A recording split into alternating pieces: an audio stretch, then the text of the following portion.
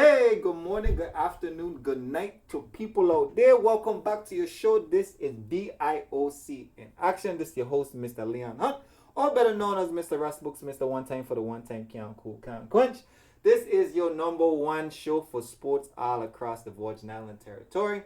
The show, of course, is 1 hour show that talks about the Virgin Island Olympic Committee, and we talk about Virgin Island Olympic athletes, and we talk about all the activity that goes on to it inside our territory. But of course, we like to talk about health, we like to talk about coaching, what's up with the athletes and the updates. And the number one thing is the Olympic movement. And once again, the Olympic movement is for world peace.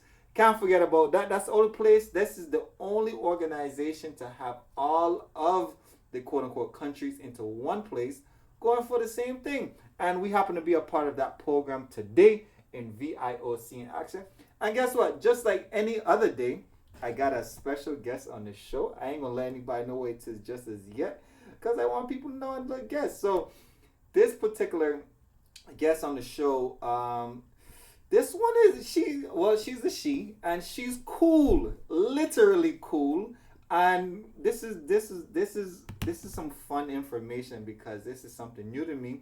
Never really know too much about it. To be cool and that kind of thing. So today we are introducing Mrs. Katie Tannebaum to the show. Miss Katie. Hey, how's it going? I am great, and thank you for being on the show today. Thank you for having me. I know, like as you heard already in the introduction, you're such a cool person, and I'm ready to really shovel in on this snow right now, but Good play on words. yes. All right, so you guys, Katie is involved into our winter sports, rather than our summer sports. She is a skeleton racer.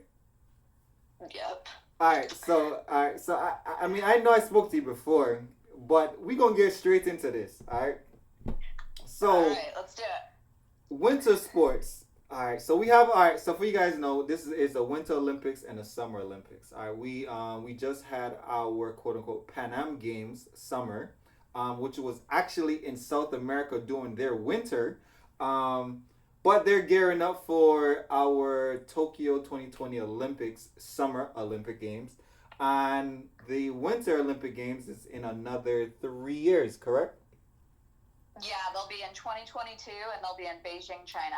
Oh, right there. They neighbors. All right, so 2022 Beijing. All right, but right now, winter sports. So, we know about winter sports, but we really don't know. So, what we're going to start about is what exactly is skeleton? That is a really good question. I have no idea what it is. It's a small sport, and people, even in cold weather places, a lot of people aren't very familiar with skeleton. But it is a sledding sport, so we're on the same track. Mm-hmm. Okay, losing you.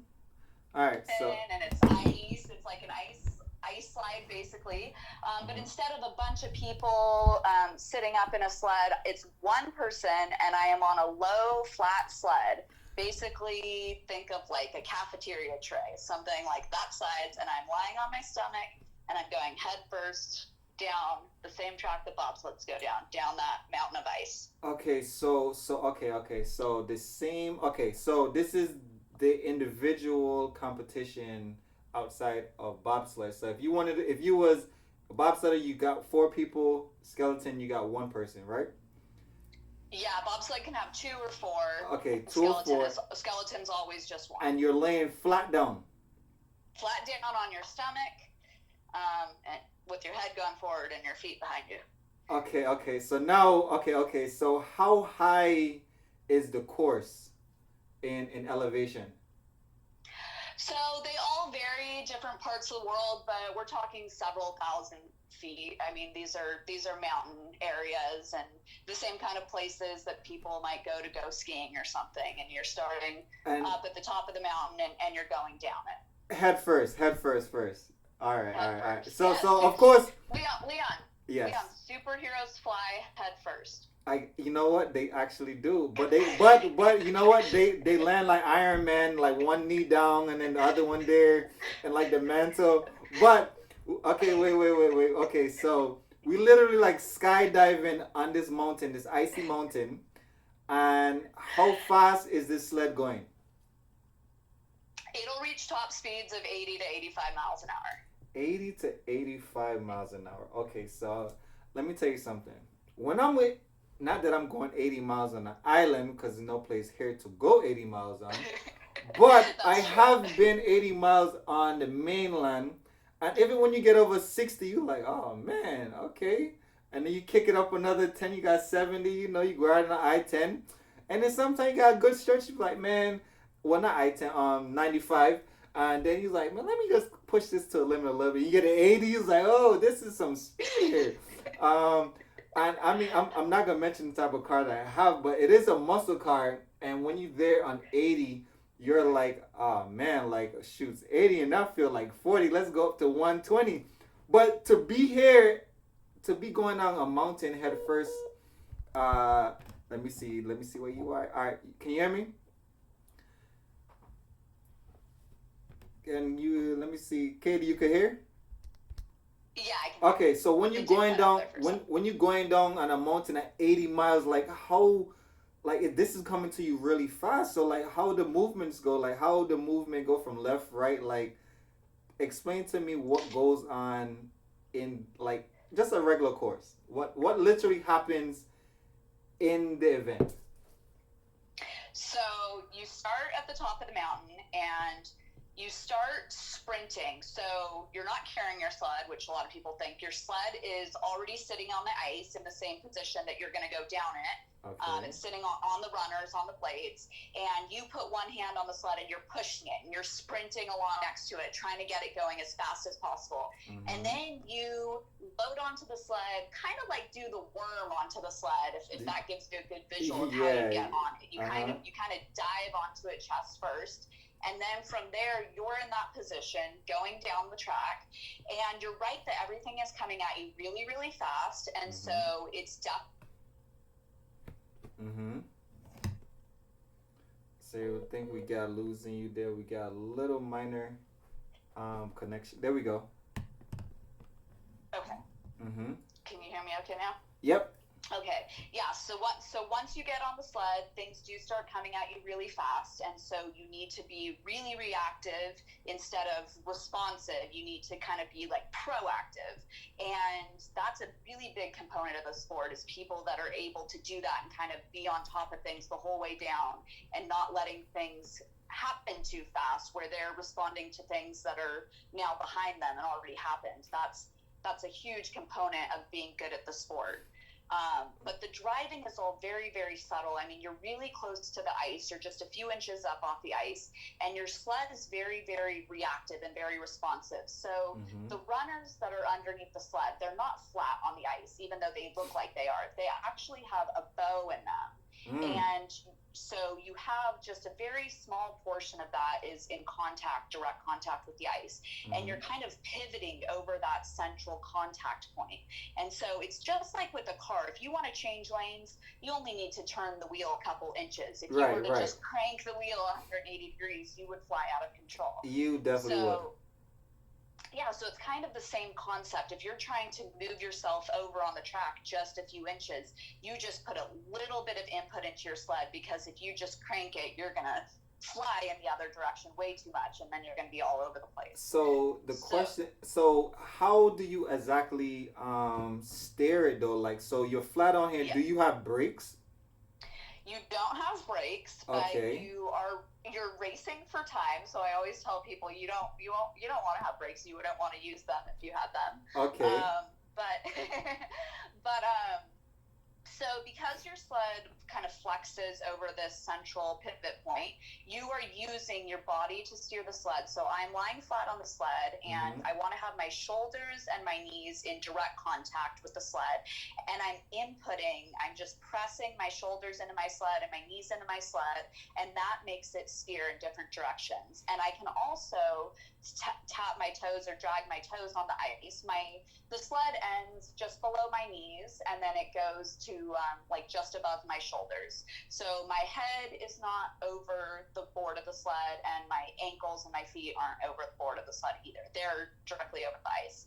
So I can drop my feet on the ice, and that also is very effective steering, but it does slow you down because you're creating that friction and that drag. So you do that sometimes, but that's only in situations where you really do want to steer really hard and you need it. Otherwise, you're trying to use your shoulders and your knees, and even things like moving your head and just your, you know how they say you'll go wherever you're looking. And so even something as subtle as changing where you're looking can redirect your sled. Well, that works definitely in track and field. I could tell you that because when you jump in, I was a jumper in long jump, and the time you look down or put your head down, you're coming down.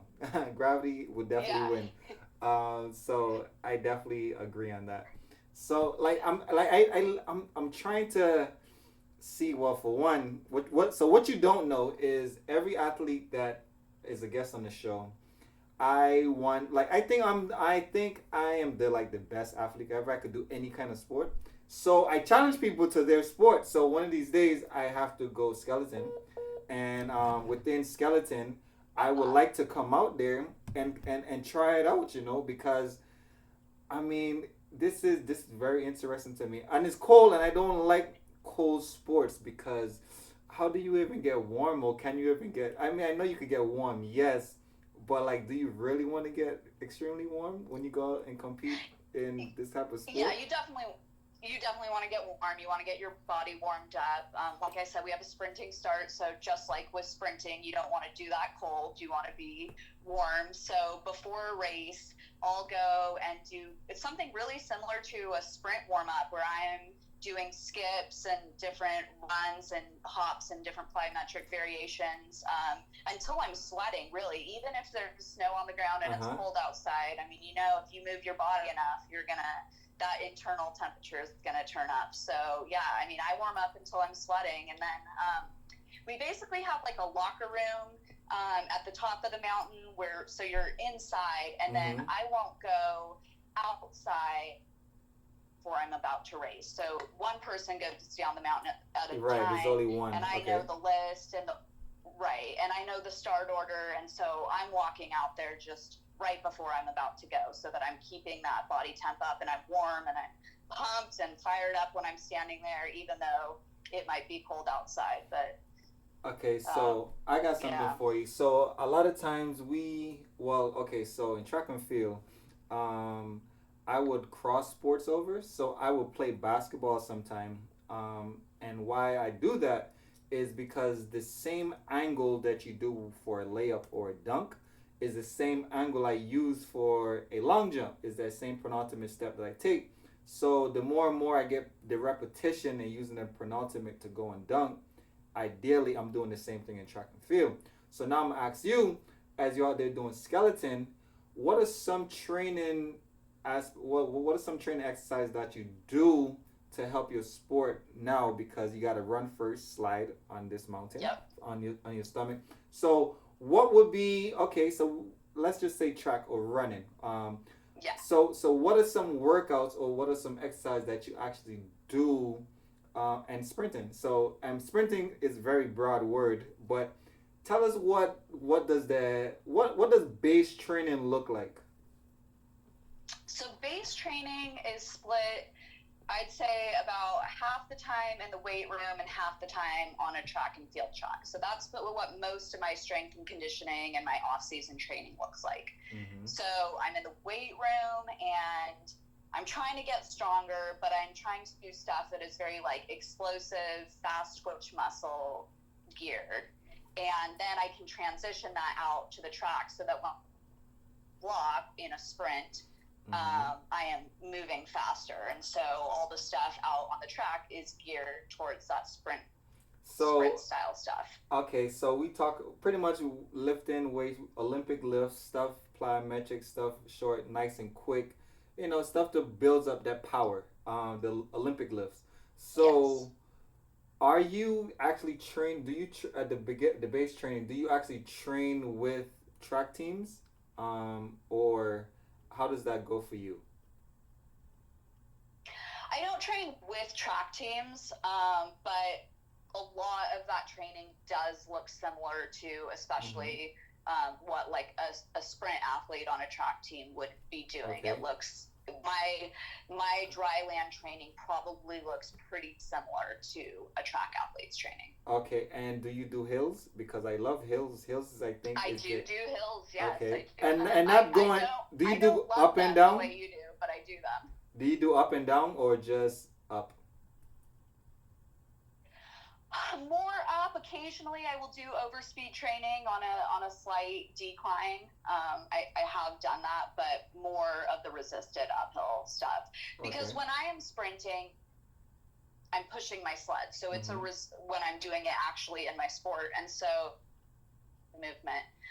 That being said, when I'm sprinting in a competition, I am on a hill and there is a decline at the top of the track. I'm sprinting downhill, Mm-hmm. and so you do have to work on that overspeed, and that decline gradually increases the deeper you run. And one thing I'm always working on is being able to run deeper, Mm-hmm. because that's always, you're going to benefit from that. And so you do want to be able to control your body on that downhill and be able to manage that overspeed. Okay, so now we get into how much meters are you running from the beginning to ideally when you get onto the sled? That's a good question. So say approximately 30 meters, 30 to 40 meters. Every track is a little bit different. They're all designed differently in terms of the number of corners and how much vertical drop and how long the mountain is. And that includes what the start profile looks like. So some of them are a little bit flatter, some of them are a little bit steeper. Some of them will be flatter for longer before they start to decline, and some will start a decline right away. So they all look a little bit different. And so Mm-hmm. depending on the profile of the start, is how deep you will run. So the longer and flatter it is, the longer you'll want to run before you get on your sled. So it varies a little bit, but it's not long, but you are in this very awkward hunched over position, Mm-hmm. pushing your sled, and yeah, it feels long. So You're always working on being able to do it a little bit longer before so you need to get on your sled. so all right. So say we got a 30 meter start, right? And Yes. we're going down a decline. You mentioned the longer you stay on the decline or the run is more efficient, then you get it on your sled quicker than more later.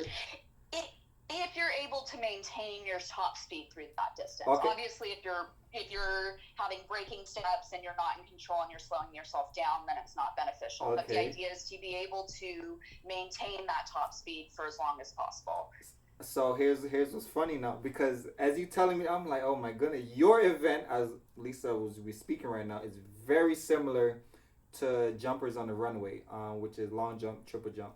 And why I say that is because most jumpers usually start out between 30 and 40 meters of runway. And you should be able to get to top speed within that amount of distance. Also, when you come out the blocks, if you're running a sprint, within that 30-meter drive phase, you should be able to get to tip top speed. Now, we do understand that you are holding your sled and you are hunched over, so that changes the angle, of course, right? Yes. So, what we actually do, because we call it, it's all right. So in track and field, we use the term, ATP. About 3 seconds, no more than, all right, 3.5, depending how strong you are. But usually ATP, that's the amount of speed that's just raw, straight energy ready. You're not even working. It's just all energy that's there. Just like, oh, this is for free. And after that, that's when, which is usually after 40 meters, that's when people start to break down, using from ATP. So in ATP pool, we use these things called flies, right? I don't know. You probably heard it before. It's just flies. FLYS, right? And what it is we run a repetition of 30 of your runway, 30 meters of 40 meters over and over and over and over. You could probably have sets of 10, whatever, 10, 20, 30s. We used to run 30 30s. And what that does is you build up that cycle in between, because you're sprinting, so you want your cycle, which is each step is your stride, to be not too long, because then you'll get flat. You want it short, nice and sweet, so you could go. And if you could build up something extremely quick in that distance, then you'll get to top speed a little quicker, and then you can hold it for X amount of seconds, I would say, right? So Yeah. as you're telling me about, I'm like, yo, like I actually really want to train with you. I'm like, man, I'm retired. I now actually want to do skeleton because to me it sounds like I'm like I just convert everything over to track and field and I'd be perfect. Yeah, I think you'd be great. Nah, You're a that perfect candidate to do skeleton. I know. No, like I'm written. No, see. You hear that Olympic committee? I think I might come out of retirement and leave the summer, enter on into the winter, 2022. Me and I Katie would gonna love to take have it a on. new teammate. Hey, I'm telling you. And guess what? On that note, we're gonna take our first commercial break. We're here with Mrs. Katie Tannebaum. We're getting right back again and figuring out how this skeleton works because now she have recruited a new teammate.